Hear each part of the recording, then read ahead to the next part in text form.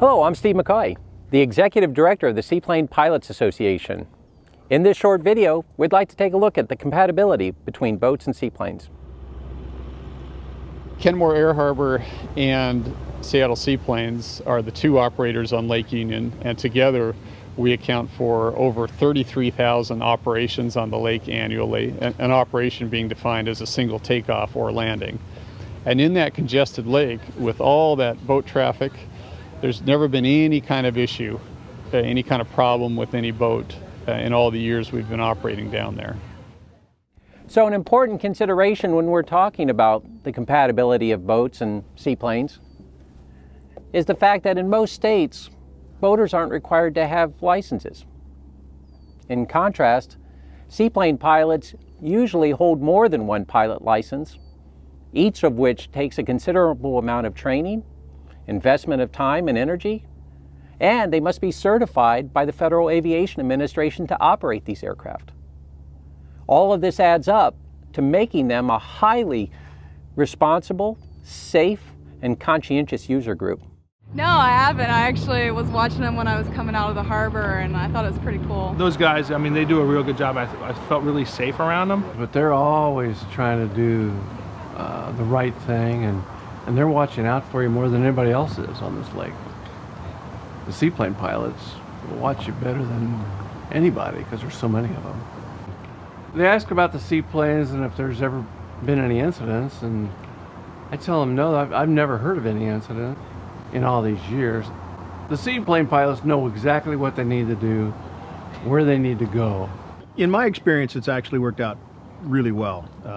The pilots that are flying out of here for Kenmore Air and a couple other airlines or float planes here, and we have private pilots that live on the lake as well, do a really good job of being able to land and take off around the activity that happens on the lake. We've even been in some of the Coast Guard auxiliary classes talking about local laws, rules, and ordinances surrounding boating in the area as well. So it's a great organization. The interaction between boats and seaplanes is an issue of concern, particularly in heavily traveled areas like Lake Union.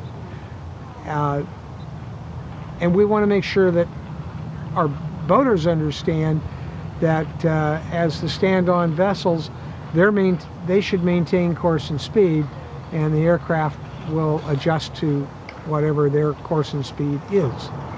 When you're in the air, you can follow their wakes, you can see which direction they're moving, you can pick up on what their speed is, what their course is, and you always assume that nobody sees you coming.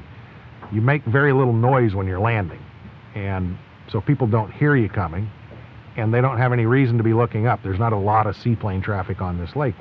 Some days we might get 6 landings. You might go a week without having a single landing. So people don't have a tendency to be looking for airplanes when they're boating, and since they can't hear you over their own engine, they don't have any reason to be looking for you. So you always assume that they're not aware you're coming, and you have to be the one ready to take proactive measures. New boaters really don't understand the action or the flight patterns of the planes. The pilots do a great job picking a landing zone as long as the vessel maintains its course and speed, and even to some degree if it's drifting and it doesn't change its action at the last minute. The pilots do a really good job of navigating around them. Seaplane pilots get a wonderful perspective of the water surface from the air. We can read the boating activity and the surface conditions. If we don't like what we see, we can always do a go-around or wait for the conditions to improve.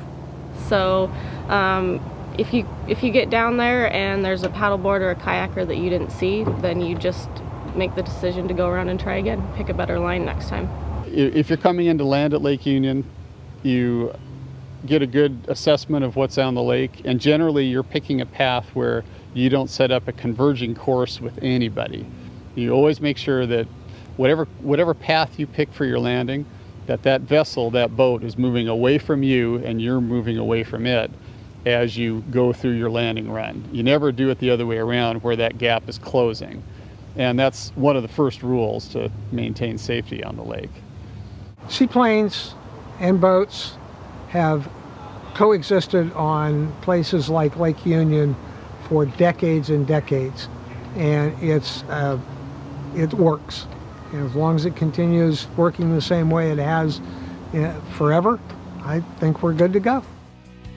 So hopefully we've shed some light on seaplane and boating compatibility issues. If you have any further questions, please contact us at the Seaplane Pilots Association.